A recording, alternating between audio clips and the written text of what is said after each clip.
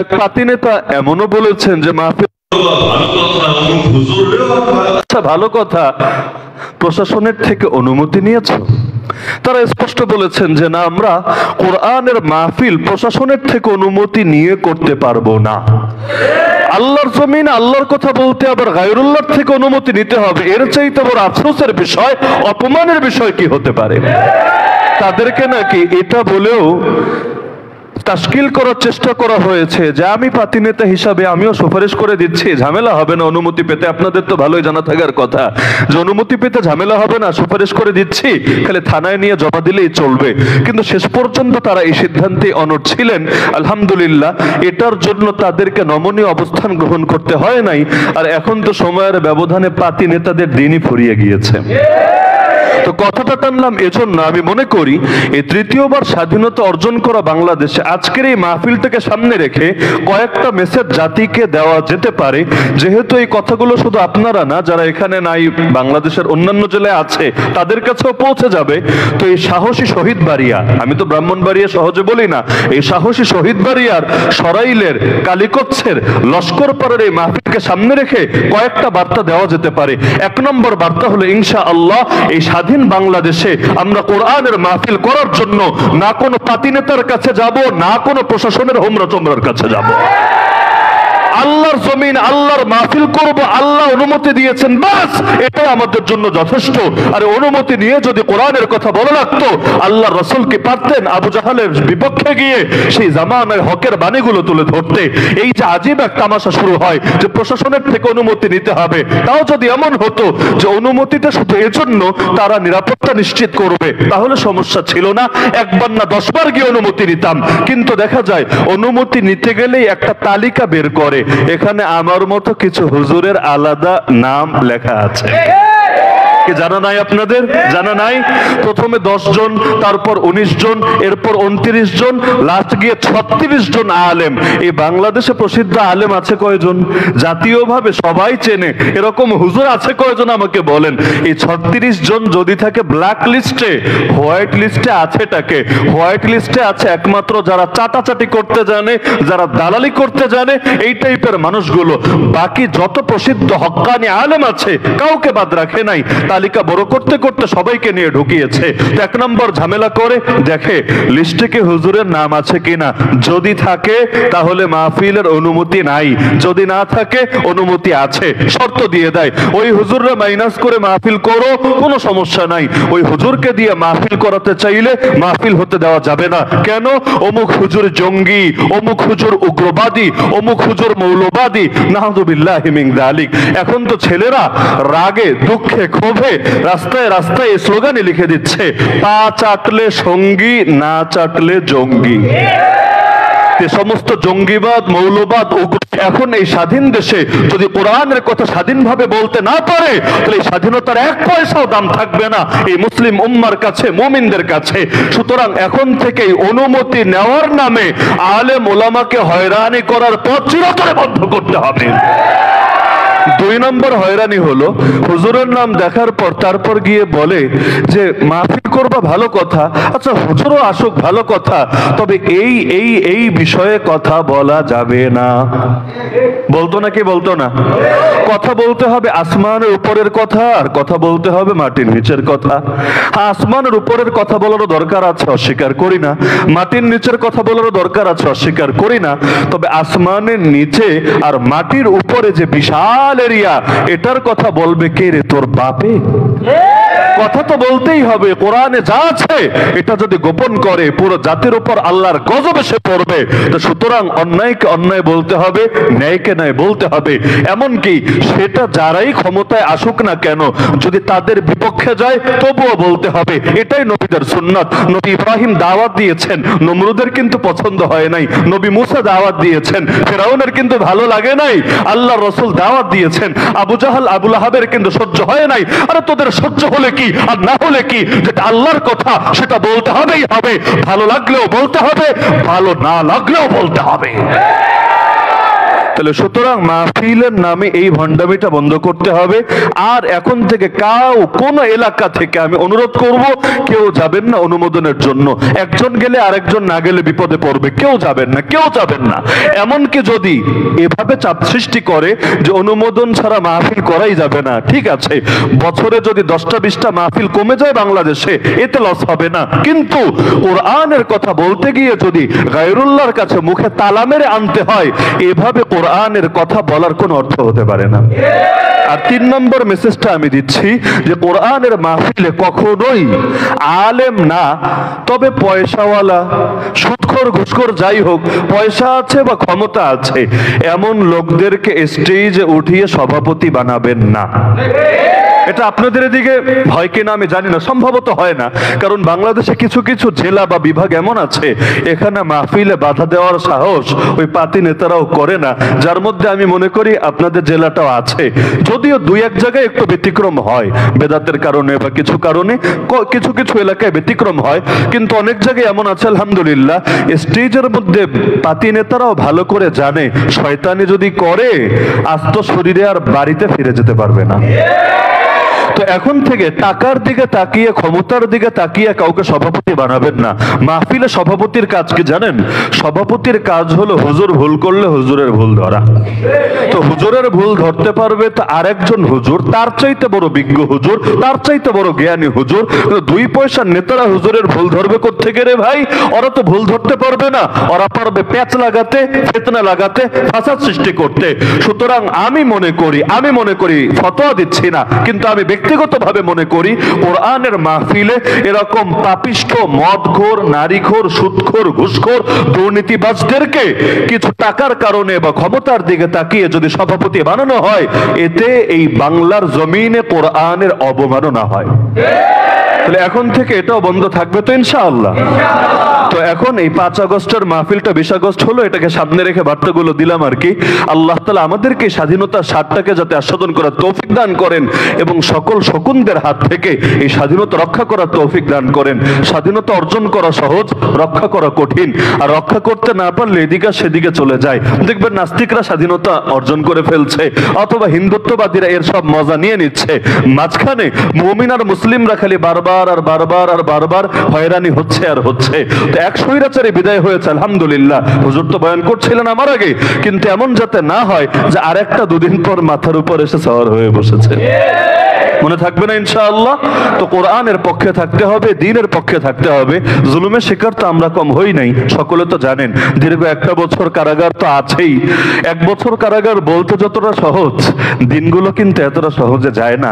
আর যেই আয়নাঘর এখন দেখে সারা দেশ কাঁদে, ওই আয়নাঘরে আমাকে ঈদও পর্যন্ত কাটাতে হয়েছে। ঈদ উল ফিতর, রমজানের ঈদ, মজার দিন, ওই টাইমগুলো আর রমজানের শেষ দিনগুলো কাটাতে হয়েছে।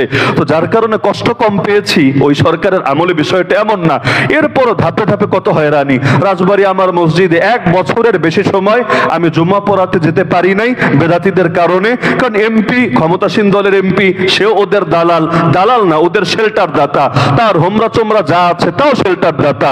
তো দেখা গেল কারাগার থেকে আসার পরও পারছি না। এরপর নারায়ণগঞ্জে এক মসজিদে জুম্মার জিম্মাদারি আসলো কাঁধে।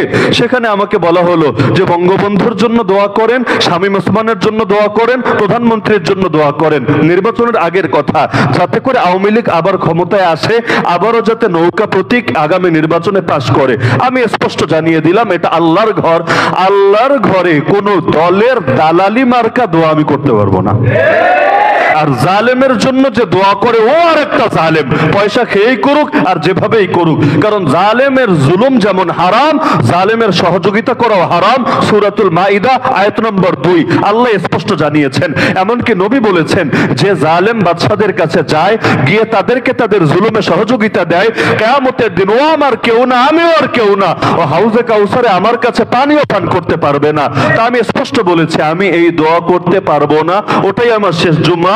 এরপর আর ওই মসজিদেও আমি ঢুকতে পারি নাই। ওই এলাকা আমার বাসা ছিল, বাসায় পর্যন্ত যেতে পারি নাই। বাসার মাল পর্যন্ত প্রায় এক সপ্তাহের বেশি আটকে রেখেছিল, মালও আনতে দিবে না। এরপর বহু ঝায় ঝামেলা করে লুকিয়ে চুকিয়ে বহুত ভাবে মালগুলো উদ্ধার করতে হয়েছে। আলহামদুলিল্লাহ স্বাধীনতার পর 10 মাস পর গিয়ে আবার গত সপ্তাহে সেই মসজিদে জুম্মা আদায়ের তৌফিক হয়েছে। তো কষ্ট আমাদেরও বহুত আছে। আর রাস্তাঘাটে যেহেতু চলি আর বিভিন্ন জেলায় মাহফিল করি, তো যার কারণে ঝামেলাগুলো নিয়মিত ফেস করতে হয়েছে। কিন্তু এক সরকার বিদায় হয়েছে বলে এখনই দিল খুশি হয়ে গেছে তা না, কারণ মনে বড় ভয় আছে। কারণ এমন যদি হয় একজনের থেকে মুক্ত হলাম, কিন্তু এখন আল্লাহর জমিন আল্লাহর দিন বাস্তবায়িত হলো না, সেই কুফুরা শিরিক চলতে থাকলো, তাহলে মনের এই দুঃখ তো নিভবে না, শহীদদের রক্তের হক আদায় হবে না। এই যে শহীদ বাড়িয়ার জমিনে কত কত ভাই বিভিন্ন সময়ে শহীদ হয়েছে, কেউ 2021-এ, কেউ এর আগে। আল্লাহর কসম, যতদিন পর্যন্ত তাদের রক্তের প্রতিটা ফোঁটার বদলা না নেওয়া হবে এবং যতদিন পর্যন্ত এই জমিনে ইসলামের পূর্ণাঙ্গ আদর্শ কায়েম না হবে, ততদিন পর্যন্ত আমাদের হাল ছাড়ার সুযোগ নাই। আমাদের তৃপ্তি ঢেকুর তোলার কোনো অপশনই খোলা নেই। তো যে প্রসঙ্গে আজকে আমি আয়াতটা তেলাওয়াত করলাম খুতবার মধ্যে, এটার আলোকে মৌলিক কয়েকটা বার্তা দেব ইনশাআল্লাহ।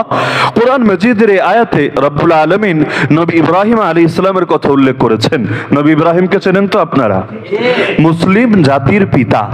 যদিও জাতির পিতা আবার অনেক আছে, এক এক দলের দলীয় জাতির পিতা হয়, এক এক দেশের দেশীয় জাতির পিতা হয়, কিন্তু মুসলিম উম্মাগতভাবে জাতিগতভাবে তাদের জাতির পিতার নাম কি?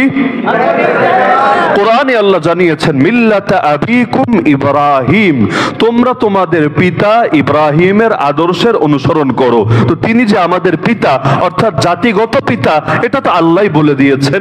দুনিয়াতে কেউ যদি অস্বীকার করতে চায় তারও কোনো সুযোগ নাই, কারণ আল্লাহ স্পষ্টই শব্দ উল্লেখ করে দিয়েছেন। তিনি ইব্রাহিম আলাইহিস সালামের বাক্য আল্লাহ এখানে এনেছেন। তিনি বলেছিলেন ইন্না সালাতি ওয়া নুসুকি ওয়া মাহইয়ায়া ওয়া মামাতি লিল্লাহি রাব্বিল আলামিন। যারা কুরবানি দেন, অনেকেরই দোয়াটা মুখস্থ থাকার কথা। কুরবানির দিন গরু জবাইয়ের আগেও কিন্তু আমরা সুন্নতের নিয়তে এই দোয়াটা পাঠ করি, ইন্না সালাতি ওয়া নুসুকি, নিশ্চয়ই আমার নামাজ, আমার কুরবানি, ওয়া মাহইয়ায়া ওয়া মামাতি, আমার জীবন আমার মরণ, লিল্লাহি রাব্বিল আলামিন, সব একমাত্র রব্বুল আলামিন আল্লাহর জন্য। আমার জীবনও আল্লাহর জন্য, আমার মরণও আল্লাহর জন্য, আমার নামাজও আল্লাহর জন্য, আমার কুরবানিও আল্লাহর জন্য। মানে আমার যা আছে সব একজনের জন্য, তিনি কে? আল্লাহ। তাহলে এটা আমাদের ইব্রাহিম আলাইহিস সালামের কথাটা আল্লাহ কোরআনে কেন আনলেন? এমনকি কোরবানি যখন করতে যাই তখন আল্লাহ কেন এই দোয়া পড়ার নির্দেশনা আমাদেরকে জানালেন?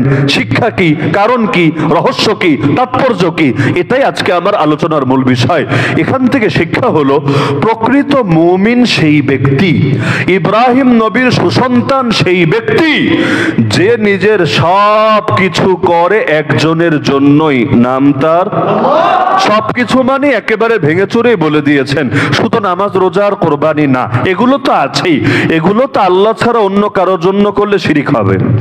নামাজ যদি আল্লাহ ছাড়া অন্য কারোর জন্য পড়ে, এটা কি ঈমান হবে না শিরিক হবে?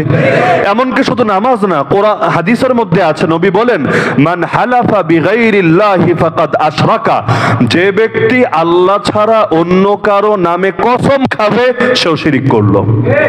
কসম খেতে হয় কার নামে? কার নামে? তাহলে কেউ যদি কসম খায় তোমার প্রেমের কসম, তোমার জীবনের কসম, অথবা আজকাল তো আরো বহুত অদ্ভুত অদ্ভুত কসম আছে, এই কসমগুলো যদি কেউ খায়, নবী বলে দিয়েছেন সে শিরিক করলো, মুশরিকদের কাজ করলো, মুমিনের কাজ সে করলো না। এমনকি ফতোয়া শুনে নেন স্পষ্ট ভাবে, নবীর নামেও কসম কাটা যাবে না। কসম কাটতে হবে কার নামে? যেমন নামাজ আল্লাহর জন্য পড়তে হয় না নবীর জন্য? কেউ যদি এই নিয়তে নামাজ পড়ে যে সেজদা দিলাম নবীরে, রুকু দিলাম নবীরে, ঈমান থাকবে? আর এখানে গুনাহ হবে তা না, বেঈমান হয়ে যাবে। তো নামাজ যেমন ইবাদত, কসম কাটাও ইবাদত, তো এই কসমটাও কাটতে হয় কার নামে? এমনকি ফতোয়ার কিতাবে আছে কোরআনের নামে কসম এটাও কাটা জায়েজ নাই। কোরআনের নামে কেউ যদি কসম খায়, হ্যাঁ এটা শিরিক বলেন নাই, মুফতিরা শিরিক বলেন নাই, নাই, কারণ কোরআন এটা আল্লাহ তাআলার মাখলুক না, এটা আল্লাহর গুণ, আল্লাহর কালাম, আল্লাহর সিফাত। এজন্য শিরিক বলেন নাই। তবে বলেছেন এটা উচিত না, এটাও মুসলমানের শান না। মুসলমান ডাইরেক্ট আল্লাহর নামে কসম খাবে যে আল্লাহর নামে কসম করে বলছি, বা রহমানের নামে কসম করে বলছি, রাহিমের নামে কসম করে বলছি। আল্লাহর তো অনেক নাম আছে, আপনারা জানেন। যে কোনো নামের কসম খান, সমস্যা নেই, কিন্তু কোরআনের নামেও কসম খাবেন না।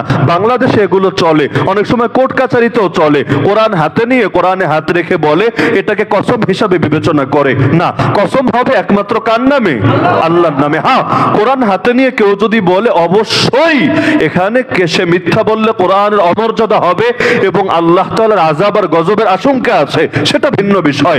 কিন্তু মুখ দিয়ে কসম কাটতে হবে একজনের নামেই। কার নামে? তাহলে এখন থেকে এটা মাথায় রাখবেন। একইভাবে মানত, নবী জানিয়ে দিয়েছেন, মান নাযারা লিগাইরিল্লাহি ফাকাদ আশরাকা। আল্লাহ ছাড়া অন্য কারো নামে মানত করলে শিরিক করলো। পীরের নামে মানত, বাবার নামে মানত। ফতোয়া আমি দেই নাই, ফতোয়া জামিয়া ইউনুসিয়ার বড় হুজুর দেয় নাই, ফতোয়া ব্রাহ্মণবাড়িয়ার কেউ দেয় নাই। ফতোয়া দিয়েছেন কে? মুহাম্মদুর রাসূলুল্লাহ সাল্লাল্লাহু আলাইহি ওয়াসাল্লাম। আর তিনি নিজের থেকে দেন না, তিনি দেন কার থেকে? আল্লাহর থেকে। একইভাবে জবাই, পশু যে জবাই করি, পশু জবাই করতে হয় কার নামে? এই জন্য আমরা জবাই সময় বলি বিসমিল্লাহ আল্লাহু আকবার, বিসমিল্লাহ আল্লাহু আকবার। এমনকি স্পষ্ট ফতোয়া শুনে নেন, কেউ যদি ইচ্ছাকৃতভাবে আল্লাহর নাম ছেড়ে দেয় জবাইয়ের সময়, ইচ্ছাকৃতভাবে কেন বললাম? কারণ ভুলবশত মিস্টেক হতে পারে, ভুলবশত বুঝছেন, ইচ্ছা করে ছাড়েন নাই, তবে মনে নাই, হতে পারে কি না? জবাই দেওয়ার সময় বিশেষ করে যাদের অভ্যাস নাই, হঠাৎ জবাই দিতে গিয়েছে, অনেক সময় দেখা যায় এতটা বেশি পেরেশান হয়ে যায়, এত বেশি বিচলিত হয়ে যায় যে তখন দোয়ার কথাটা মনে থাকে না, বিসমিল্লাহ মনে থাকে না।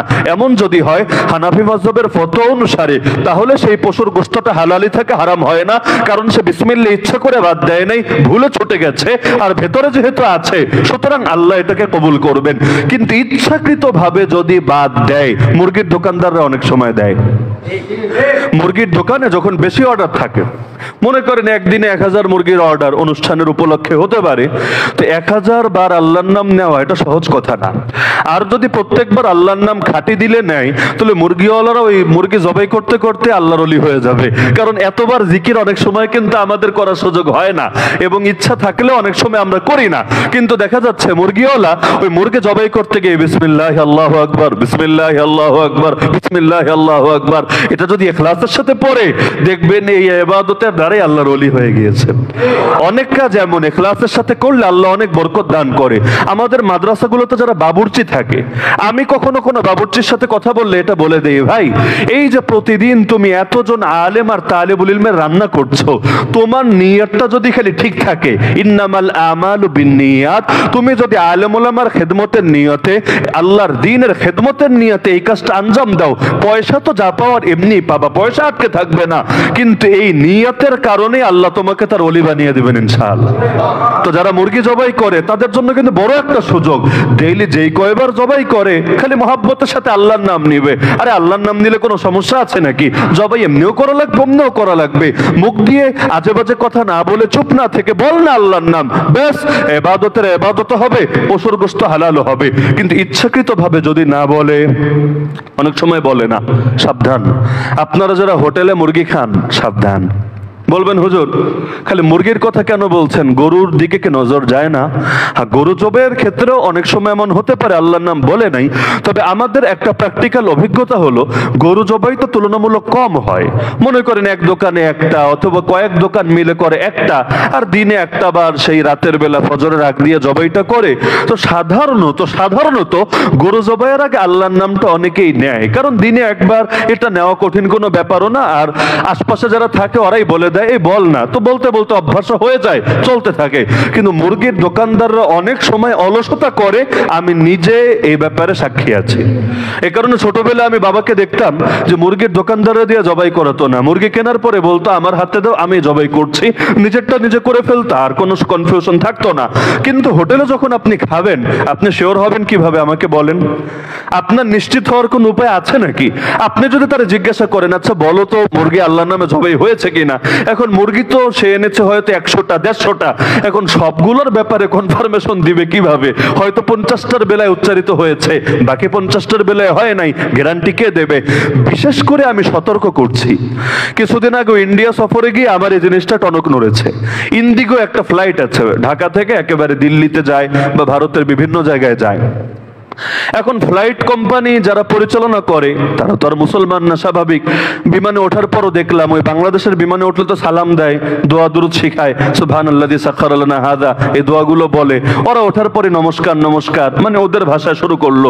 বুঝলাম এটা মুসলিম পরিচালিত না, ইসলামী আদর্শের ধারা বহন করে না। যে প্রসঙ্গে কথা টানলাম, এখন ইন্ডিগো টিকিট কাটার সময় দুইটা অপশন থাকে, এক হলো শুধু টিকিটই কাটবেন, আলাদা খাবার কিনবেন না, আর এক হলো টিকিট কাটার সময় খাবার সিলেক্ট করা যায়, তাহলে যেই খাবার সিলেক্ট করবেন এটার দামটা তারা রেখে দেবে। এখন দেখলাম আমরা যেখানে বসলাম পাশাপাশি 3টা সিট, আমি, আমার সঙ্গে যে আছে এক ভাই, আর ওই পাশে আরেকজন ভাই বাংলাদেশেরই, তবে আমি তাকে ব্যক্তিগতভাবে চিনি না, কিন্তু ওঠার পর দেখা সাক্ষাৎ করলো, কথাবার্তা বললো, বুঝলাম আমি তারে না চিনলেও আমাকে চেনে, হয়তো বয়ানও টুকটাক শোনে। তো যে প্রসঙ্গে কথাটা টানলাম, কিছু দূর যাওয়ার পর যখন খাবার দেওয়া শুরু হলো, দেখলাম তার হাতেও এনে খাবার দিয়েছে, স্যান্ডউইচ। স্যান্ডউইচ চেনেন না আপনারা? স্যান্ডউইচের মধ্যে মুরগি থাকে না? আরে থাকে কি না? বার্গার স্যান্ডউইচ গুলোর মধ্যে তো থাকে। তো এখন তার হাতে স্যান্ডউইচ আসলো, তিনিও এটা আগ্রহের সাথে খেলেন, কিন্তু আমার মাথার উপর আসমান ভেঙে পড়লো। এই চিন্তাটা আমার কাজ করলো যে এই যে মুরগিটা জবাই হয়েছে, রান্না হয়েছে, তার হাত পর্যন্ত এসেছে, তো এই হিন্দুদের দ্বারা পরিচালিত বিমানে মুসলমানকে দিয়ে জবাই করাবে, এটা বিশ্বাসযোগ্য না। তার মানে স্বাভাবিক এটাই, হয়তো তাদের ধর্মের লোকেরাই এটা জবাই করেছে। 100% নিশ্চিত না হলেও অধিকাংশ সম্ভাবনা কিন্তু এটাই, এবং যুক্তির দাবি এমনটাই মনে হয়। তো তিনি যে খেলেন, যদিও না বুঝে খেয়েছেন, না জেনে খেয়েছেন, পরে আলোচনা হচ্ছিল আমাদের, কিন্তু এই যে না বুঝে যে খেলেন, খাবারটাকে হালাল পেটে ঢুকলো না হারাম পেটে ঢুকলো? তাহলে আল্লাহর নাম ছাড়া একটা পশু জবাই হলেই ওই পশুটা কিভাবে হারাম হয়ে যায়, যেখানে জবাই করার শর্ত? মাছের ক্ষেত্রে তো আর জবাই করার কিছু নাই, মাছ ধরে নিয়ে আসে আপনি খান, কিন্তু যেই যেই পশুর ক্ষেত্রে জবাই করা লাগে, জবাইয়ের ক্ষেত্রে আল্লাহর নাম নিতে হবেই হবে। আল্লাহর নাম না নিয়ে যদি নবীর নামেও জবাই করে, গোশত হালাল হবে? পীরের নামে জবাই করে, গোশত হালাল হবে? তো নাম নিতে হবে কার? সুতরাং যারা বিদেশে সফর করবেন, যদি মুসলিম দেশ ছাড়া অন্য কোনো দেশে সফর করেন, আল্লাহর ওয়াস্তে ওই বিমানে ওঠা খাবারের বেলায় সাবধান থাকবেন, যে কোনো সময় গোশতের বেলায় সাবধান থাকবেন। আর গোশত ছাড়া বাকি আইটেমের বেলায় এই টেনশনটা নাই। মনে করেন বিমানে না গেলেন, অনেকের থাকে এলাকায় হিন্দু ক্লাসমেট, হিন্দু কলিগ, হিন্দু প্রতিবেশী, থাকে না? আরে থাকে না? ওরা বিয়ে শাদীর সময় বা বিভিন্ন সময় আপনাদেরকে দাওয়াত দেয় না? দাওয়াত দেয়। বাসায় গেলে খাওয়া লাগে না? লাগে। ওই সময়ও আল্লাহর ওয়াস্তে এই বিষয়ে সতর্ক থাকবেন। যদি আপনি এমন কোন আইটেম খান যেটা এই জাতীয় জবাইয়ের সাথে সম্পর্কিত না, মুরগিও না, গরুও না, শাকসবজি খেলেন, ভেজিটেবল আইটেম খেলেন, আর আপনি এতটুকু নিশ্চিত আছেন যে এখানে গরুর মুটটু তো আবার মিশায় নাই। অনেকে বরকতের নিয়াতে মিশায় না, মিষ্টির দোকানেও মিশায়, দইয়ের মধ্যেও মিশায়, রসমালের মধ্যেও মিশায়, এরকম কোনো নাপাকি মিশায় নাই, নাপাকির কোনো আশঙ্কা নাই, পাক পবিত্র আছে। তো এখন এই জাতীয় খাবার যদি পেশ করে খেতে পারেন, না জায়েজ না, এতটুকু সুযোগ ইসলামে আছে। তবে গোশত কিন্তু খাওয়ার সুযোগ নাই। এতে যদি বন্ধুত্ব ছুটে যাবে, যাক না, আল্লাহ বড় না বন্ধুত্ব বড়? একইভাবে কেউ কোন স্কুলে আছেন, কলেজে আছেন বা কোন অফিসে আছেন, আপনার টিচার বা আপনার অফিসার হিন্দু বা খ্রিস্টান হতে পারে না? আরে হতে পারে না? আমি দেখেছি অনেকে দুইটা কাজ করে, সাবধান। কেউ গিয়ে ওদেরকেও সালাম দেয়, অনেকে আছে বেশি সুশীল আর কি, সালাম দেওয়ার ক্ষেত্রে ভাগাভাগি করে না, আসসালামু আলাইকুম স্যার বলে না? আরে বলে না? আর কেউ হলো আরেক ধাপ অ্যাডভান্স, এরা সালাম দেয় না, ওদের ধর্মেরটা দেয়, আদব, নমস্কার, নমস্তে বলে না কি বলে না? এই রকম লোক আমি কমই পেয়েছি যে হয়তো সালামও দেয় না, আবার এই নমস্কার, আদব টাদব এগুলো কিছুই বলে না, বরঞ্চ অন্য কিছু বলে পাশ কাটায় দেয়, এক্সকিউজ মি বলুক, থ্যাংক ইউ ইত্যাদি যা কিছু বলে বলুক গিয়া, ওগুলো তো ধর্মীয় কথা না। কিন্তু ধর্মীয় কথাগুলোর ব্যাপারে স্পষ্ট মাসলা মনে রাখেন, কোন কাফের মুশরিকরে সালাম দেওয়া জায়েজ নাই। আপনার টিচার হোক, আপনার অফিসার হোক, আপনার কলিগ হোক, এমনকি দেশের প্রধানমন্ত্রী হোক, রাষ্ট্রপতি হোক, বিচারক হোক, যা মনে চায় তা হোক, কিন্তু একমাত্র মুসলমান ছাড়া কাউকে সালাম দেওয়া জায়েজ নাই। মনে থাকবে? সালাম দেওয়া যাবে একমাত্র কাকে? মুসলমানকে। আসসালামু আলাইকুম ওয়া রাহমাতুল্লাহ একমাত্র মুসলমানকে। আর কাফেরকে দিলে অর্থ কি হবে? আপনি তাকে শান্তি দিয়ে দিচ্ছেন, মুক্তি দিয়ে দিচ্ছেন। আসসালাম মানে শান্তি, মুক্তি, নিরাপত্তা সবই। অথচ আল্লাহ তাকে মুক্তি দেয় নাই আযাব থেকে, আল্লাহ তাকে নিরাপত্তা দেয় নাই গজব থেকে। আল্লাহ যা দেয় নাই আপনি তা দেওয়ার কে? একান্ত যদি কেউ ঠেকায় পড়ে যে এখানে না বললে আমার চাকরি চলে যাবে, আমার এখানে স্কুলের খাতা থেকে নাম কাটা যাবে, ওই সমস্ত ক্ষেত্রে একটা সুযোগ আছে, সুযোগ, সেটাও এভাবে ডাইরেক্ট না, বাক্যটা একটু ডিফারেন্ট। আসসালামু আলাইকুম বলা যায় না, বলা যায় আসসালামু আলা মানিত্তাবাল হুদা। আসসালামু আলা মানিত্তাবাল হুদা বাংলা অনুবাদ হলো যারা হেদায়েতের অনুসারী তাদের উপর শান্তি বর্ষিত হোক। তো হেদায়েতের অনুসারী তো ও না, হেদায়েতের অনুসারী মুমিনরা, মুসলিমরা, তাদের উপর শান্তি বর্ষিত হোক। মানে বলছেন ওর সামনে কিন্তু দোয়া করছেন আরেকজনের জন্য। এই টাইপের যদি দোয়া করেন তাহলে সেটা জায়েজ আছে। এখন বলবেন হুজুর এত বড় বাক্য বললে তো টের পেয়ে যাবে। হ্যাঁ, কৌশল করেন আপনি। ওই আজকাল ডিজিটাল সালাম দেয় না, আসসালামু আলাইকুম সালাম দেয় না টাইপের, আপনি কৌশল করে আসসালামু এটা খালি জোরে বলেন, আলা মানিত্তাবাল হুদা এটা আস্তে করে বলেন, তার কানে পুরোপুরি হয়তো গেল না, সে আসসালামু শুনে ভাবলো আপনি তো আলাইকুম ওয়া রাহমাতুল্লাহ বলেছেন, আসলে ওটা বলেন নাই, আপনি আস্তে করে এটাকে ডাইভার্ট করে দিয়েছেন, অন্যদিকে ঘুরিয়ে দিয়েছেন। কিন্তু ডাইরেক্ট আসসালামু আলাইকুম বলা যাবে না, এটাই কথা। মনে থাকবে? মনে থাকবে। আর আদব নমস্কার বলার কোনো প্রশ্নই আসে না। ইসলাম ধর্মে অন্য কোন ধর্মের সাদৃশ্য গ্রহণ করা যাবে না।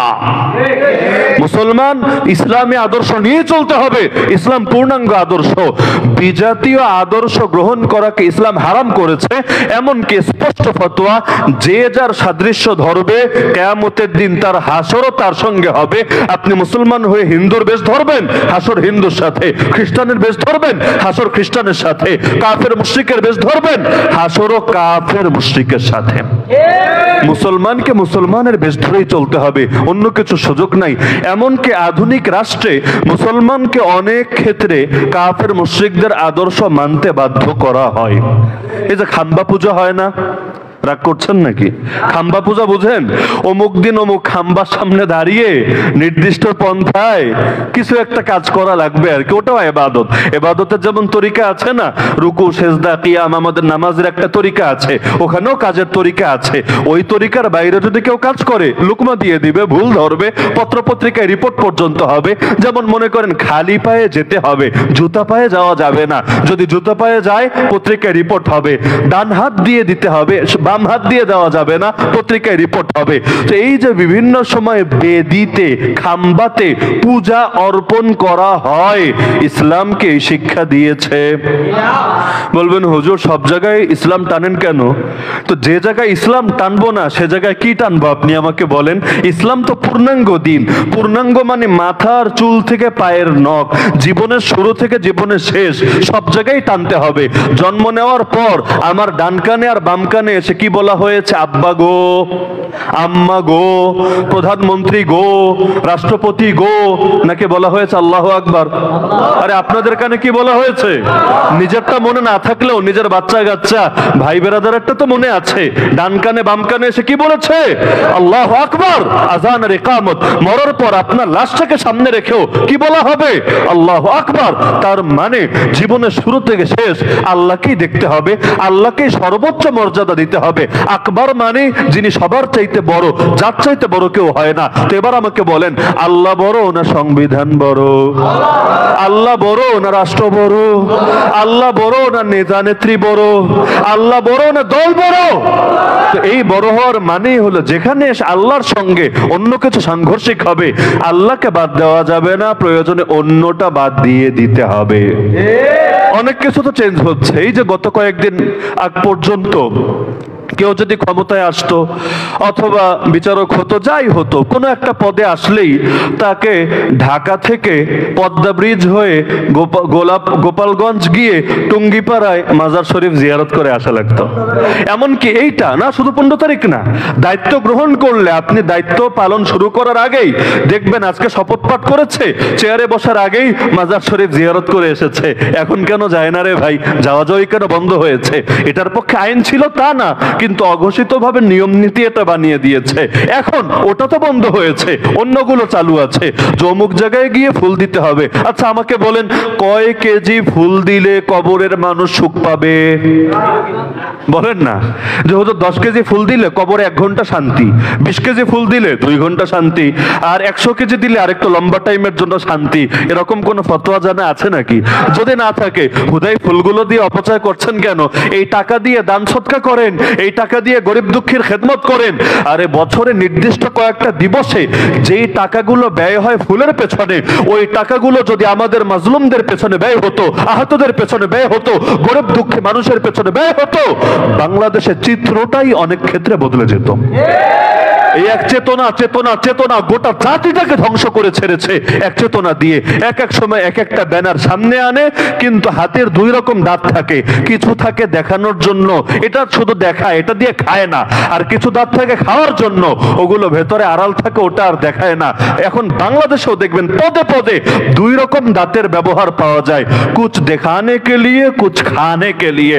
এই যে বাংলাদেশে বড় বড় মেগা প্রজেক্ট হলো না, কি হয়েছে না? পদ্মা সেতু mega project, Rooppur mega project, আবার সেই টানেল আছে বঙ্গবন্ধু টানেল মেগা প্রজেক্ট। এরকম মেগা প্রজেক্টের নাম শোনেন নাই? শুনলে তো ভালোই লাগে। মেগা প্রজেক্ট উপর দিয়ে গেলেও আসলে ভালোই লাগে, আমি স্বীকার করি। পদ্মা সেতুর উপর দিয়ে ধরেন আমার সপ্তাহে অন্তত অনেক সময় 1-2 বার যাতায়াত পরে ভালোই লাগে। আগে যে হয়রানি ছিল ওই জায়গাগুলোতে, বিশেষ করে ওই যে মাওয়াই ফেরি পার হতে জিন্দেগি মোটামুটি তেজপাতা হয়ে যেত, ভালোই লাগে। কিন্তু দুঃখটা লাগে কখন জানেন? যখন দেখি মেগা প্রজেক্ট গুলোর আড়ালে মেগা মেগা বড় বড় দুর্নীতি লুকিয়ে আছে। এখন মেগা প্রজেক্ট তো ভালো, অবশ্যই ভালো, যেটা ভালো সেটাকে ভালো বলতেই হবে। আপনি যে দলের যে মতের হন, ভালোকে ভালো বলতে হবে, সন্দেহ নাই। তো ভালোর তলে যদি কালো থাকে, বাতির তলায় যদি অন্ধকার থাকে, তাহলে কি এটাকে সার্বিক ভালো বলা যায়, নাকি ডাল মে কুছ কালা হ্যায় এটা বলা লাগে? এই যে ভারত কত সুন্দর সুন্দর কথা বলে সংখ্যালঘুদেরকে নিয়ে, শুনলে আসলে ভালোই লাগে।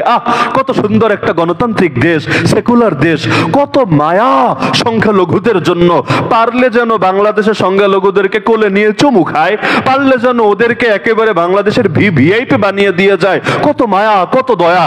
কিন্তু আমি তো নিজে দেখে এসেছি ওদের দেশের সংখ্যালঘু যারা, মানে মুসলমানরা আর কি, এই মুসলমানদের সঙ্গে যে নির্মম নৃশংস বর্বর আচরণ করে, ওই ভারত সরকারকে যদি প্রতিদিন সকাল বিকাল রুটিন করে করে জুতা দিয়ে বাইরানো হয়, তাহলে আমি মনে করি জুতার অপমান হবে। এর চাইতে বড় কিছু ওরা ডিজার্ভ করে। কি পরিমাণ নিকৃষ্ট আচরণ করে নিজের সংখ্যালঘুদের ক্ষেত্রে, তখন নীতির কথা মনে থাকে না, কিন্তু আরেক দেশে আইসা সবক দেওয়ার সময় তখন কি সুন্দর সুন্দর নীতির ফুলকলি ঝরতে থাকে। মনে হয় এদের মতো সাধু বাবা আর কোথাও খুঁজে পাওয়া যাবে না। কি আজীব এক তামাশা। এই সমস্ত জিনিসকে বলে ভণ্ডামি, মানে হলো বাইরে এক রূপ আর ভেতরে হলো আরেক রূপ।